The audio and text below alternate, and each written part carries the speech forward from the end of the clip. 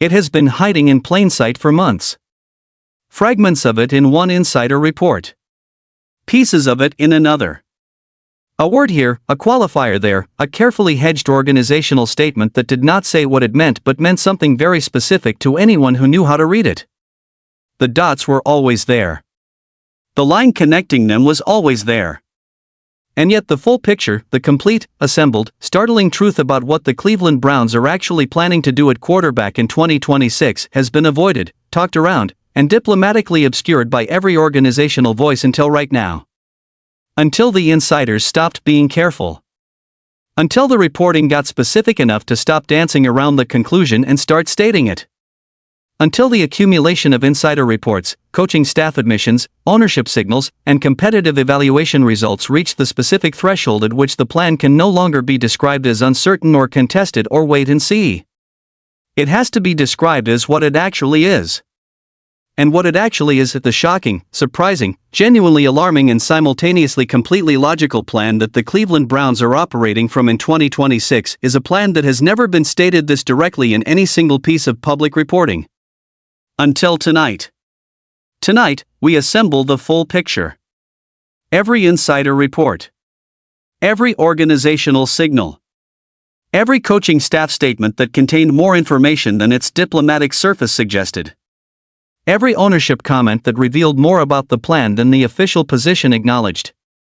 And the specific conclusion that all of it points toward the shocking QB plan for 2026 that is finally, fully, completely out. Subscribe right now. This is the story that connects every other Browns story. And it starts right now. The first piece of the shocking plan was delivered by the most credible Browns insider in professional football, the one with the deepest organizational access and the longest track record of accuracy when it comes to internal Cleveland decision-making. Kay Cabot wrote, "Even if the Browns decide to roll with Sanders, he'll have to demonstrate throughout the offseason program that he's poised to win in 2026, or the Browns will consider starting Deshaun Watson until he's ready." Sports Illustrated. Until he is ready. Those three words are the key to understanding the shocking plan. Not until Watson proves he cannot play. Not until Sanders wins an open competition on merit. Until Sanders is ready.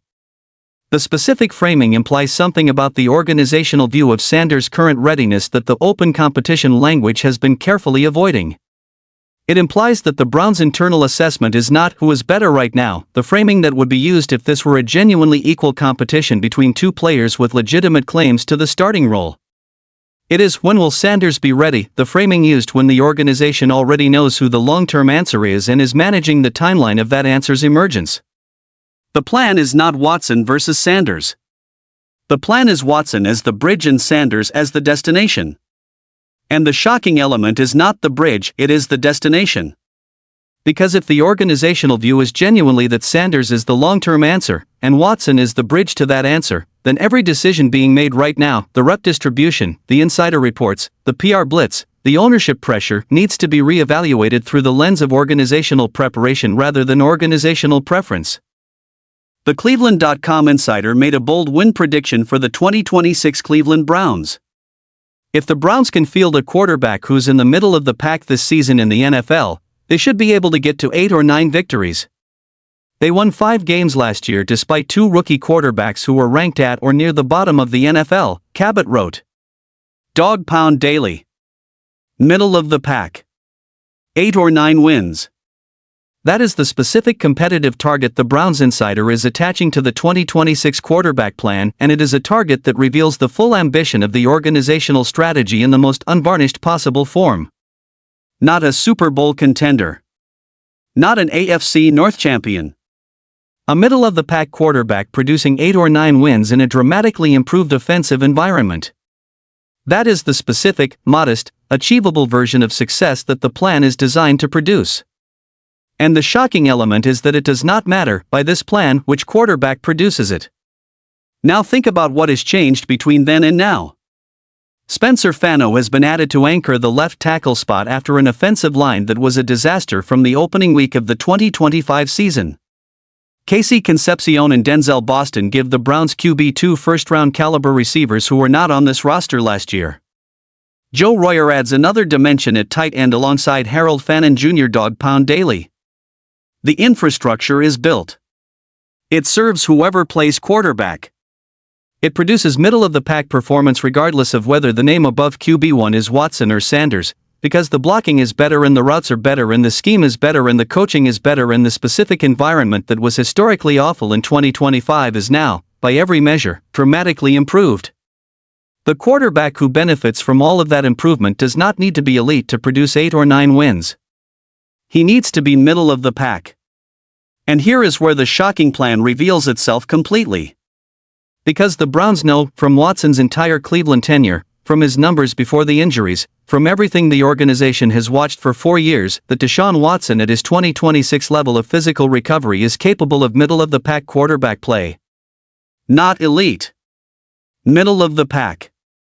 And they know, from Shedeur Sanders' 7 starts in 2025, from the growth Barry specifically described from start 1 to start 7, from the elite playmaking ability Monken specifically identified, that Sanders at his current development level is also capable of middle-of-the-pack quarterback play.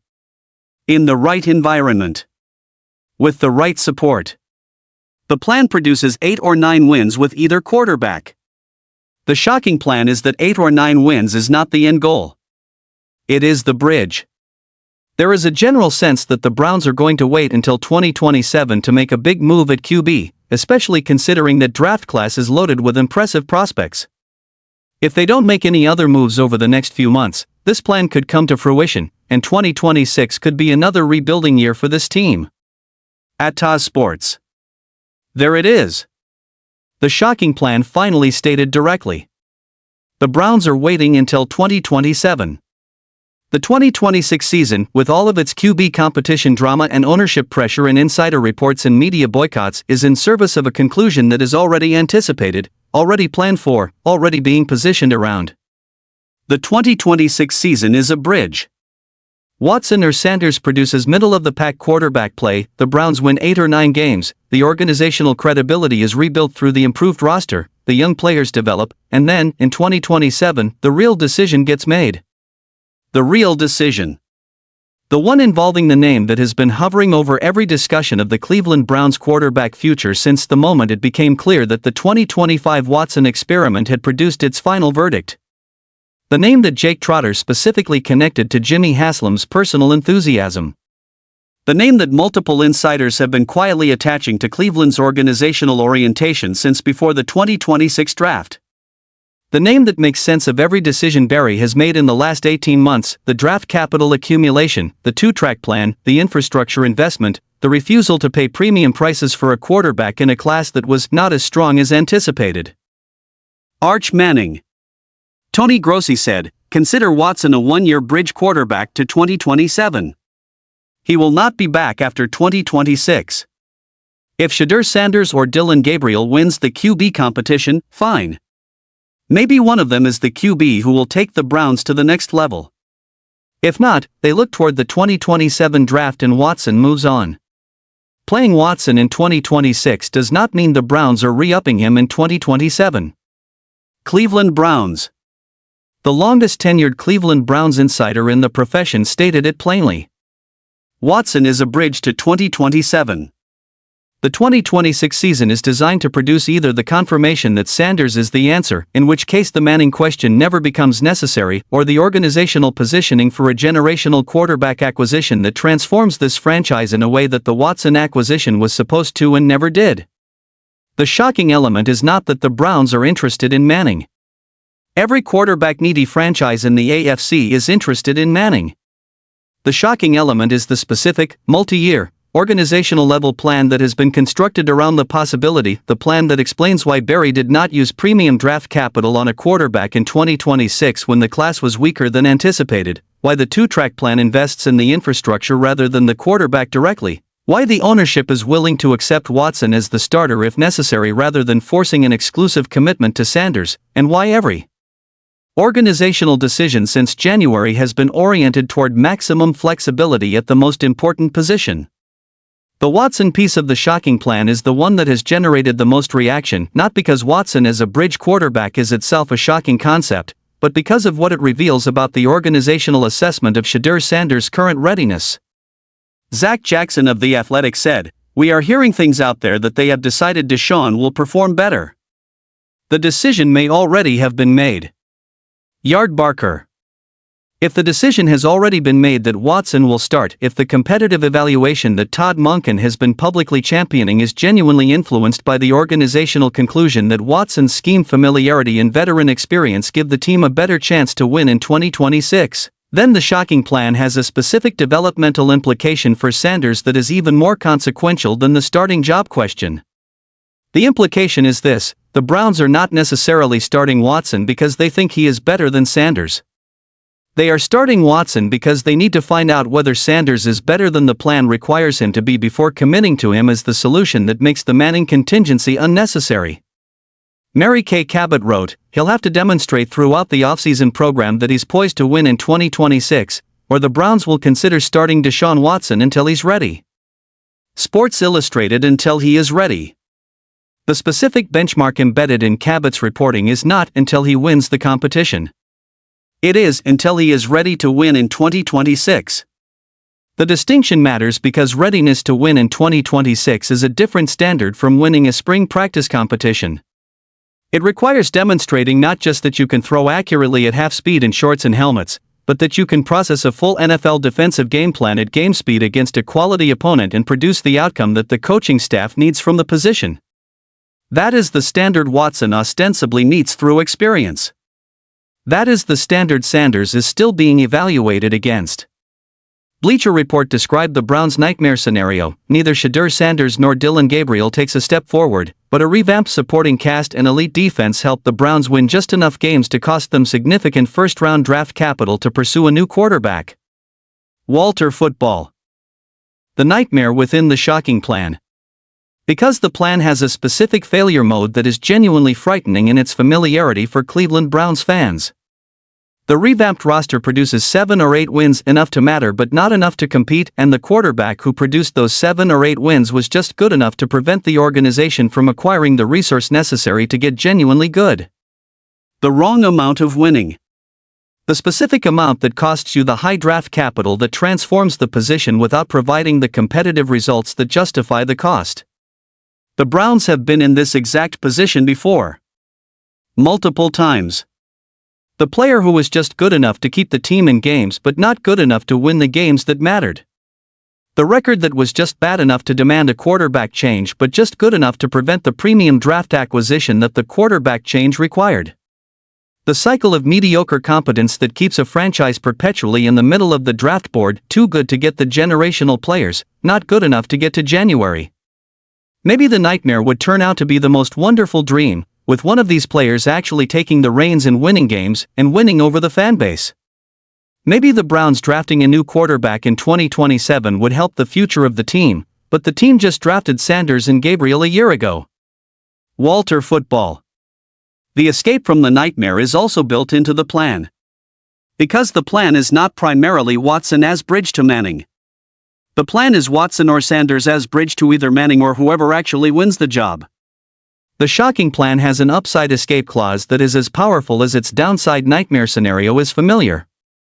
If Sanders steps into the improved environment, the rebuilt offensive line, the new receiver room, the Monken scheme designed around his strengths, and demonstrates the specific ready-to-win in 2026 quality that the organizational benchmark requires, then the Manning contingency becomes the backup plan rather than the primary one. Then the 2026 season is the beginning of the answer rather than the bridge to finding it. The ownership dimension of the shocking plan is the one that generates the most discomfort. Because the plan, as sophisticated and as coherent as it is when viewed from the organizational strategy perspective, contains a specific political element that the pure football framing obscures. The Haslam family clearly isn't ready to throw in the towel. They began selling local media on Watson's return this week and expect the PR blitz to continue in Cleveland. "Dude, you know exactly where this is coming from," one general manager said. Pro Football Network. The ownership psychology. The specific desire of the Haslam family to extract one more chapter from a $230 million investment before that investment officially ends. The PR blitz. The local media sell.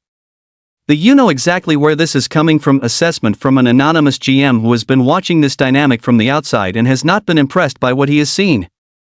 Here is the shocking truth within the shocking plan: the organizational strategy is coherent and the ownership motivation is understandable, and those two things are in direct conflict with each other. The organizational strategy says evaluate Watson and Sanders on merit and play whoever gives you the best chance to win in a competitive environment over the full evaluation period of spring and training camp and preseason. The ownership motivation says find a way to let Watson have his redemption chapter, because the narrative of the Watson era cannot end with the player who cost $230 million leaving without ever demonstrating that investment was not completely wasted. Those two things can coexist in organizational language. Open competition. Merit-based evaluation. The best player will play. But they cannot both be operative simultaneously in organizational reality. The competition cannot be genuinely open and simultaneously be influenced by the specific psychological and financial need of an ownership group that has a stake in a particular outcome. One of them has to give. And the insider reporting, from Cabot's until he is ready to Jackson's "the decision has already been made" to the anonymous GM's "you know exactly where this is coming from," is pointing consistently toward which one is giving. As Peter Breer pointed out, the Browns have many young players expected to be the core of this organization in 2026 and beyond, and they need a strong leader at quarterback to get them there. If Sanders or Watson don't emerge as that guy, it could be a frustrating season for everyone involved. At Taz Sports. A strong leader at quarterback. That is the simplest, most direct, most football-honest version of what the shocking plan requires in 2026. Not a franchise quarterback. That question gets answered in 2026 or deferred to 2027. Not a Super Bowl winner. The roster is not built for that yet. A strong leader. The specific quality that produces 8 or 9 wins from a middle-of-the-pack performance level in a dramatically improved offensive environment and keeps the young core, Concepcion, Boston, Schweissinger, McNeil, Warren, Judkins, Fano, developing in the direction that makes 2027 the genuine competitive breakthrough rather than another bridge year. The shocking plan, fully assembled, looks like this. One sentence. Clean and direct and finally stated with the complete picture rather than the fragments that have been circulating for weeks. The Cleveland Browns' plan for 2026 is to use whichever quarterback demonstrates readiness to win games, Watson or Sanders, in whatever order the evaluation produces, to achieve 7 to 9 wins in a dramatically improved offensive environment, develop the young core of the roster to the point where it can compete in the AFC North, position the organization for the best possible outcome in the 2027 quarterback class if neither Watson nor Sanders proves to be the franchise answer, and spend the season gathering the specific competitive evidence that makes 2027's decision, whatever that decision needs to be, the most informed and most justifiable organizational conclusion available. That is not the plan of a team that is trying to win a championship in 2026. It is not the plan of a team that has given up on competing in 2026 either. It is the plan of a team that is treating 2026 as the year the foundation is tested, the year where the infrastructure investments, the draft class, the coaching change, and the quarterback evaluation all happen simultaneously, producing the specific information that allows the organization to make the kind of long-term, franchise-defining decision at quarterback that the Watson era never allowed them to make because the $230 million investment was always present in the room. The Browns won 5 games last year despite 2 rookie quarterbacks who were ranked at or near the very bottom of the NFL at the position. Now think about what has changed between then and now. Spencer Fano. KC Concepcion. Denzel Boston. If that happens, 8 or 9 wins is not optimistic. It might actually be conservative. Dog pound daily. Conservative. That is the word used by the insider who has been covering this franchise the longest, who knows its history of disappointment better than anyone, who has watched every version of the Cleveland quarterback story play out across decades of proximity. Conservative. Not cautious optimism. Conservative. 8 or 9 wins from a middle-of-the-pack quarterback in a dramatically improved environment might actually be underselling what this roster can produce. The shocking plan is not shocking because it is reckless. It is shocking because it is the first time this franchise has operated with a coherent multi-year strategy at the quarterback position rather than a single-year desperation move. The Watson trade was a single-year desperation move that turned into a 4-year financial catastrophe. The 2026 plan is different. It is patient. It is built for multiple outcomes. It has a floor, Watson producing adequate bridge quarterback play, and a ceiling, Sanders proving the 2 first-round picks were invested correctly, and a backup, Manning or another 2027 target if neither current option proves to be the answer. For the first time since the franchise returned in 1999, 41 quarterbacks and 25 years later, the Cleveland Browns are not pretending they know who their franchise quarterback is before the evidence has been produced. They are building the environment where the evidence gets produced fairly, evaluating it honestly, and reserving the right to pursue the answer wherever the evidence points. That is the shocking plan. It is finally out.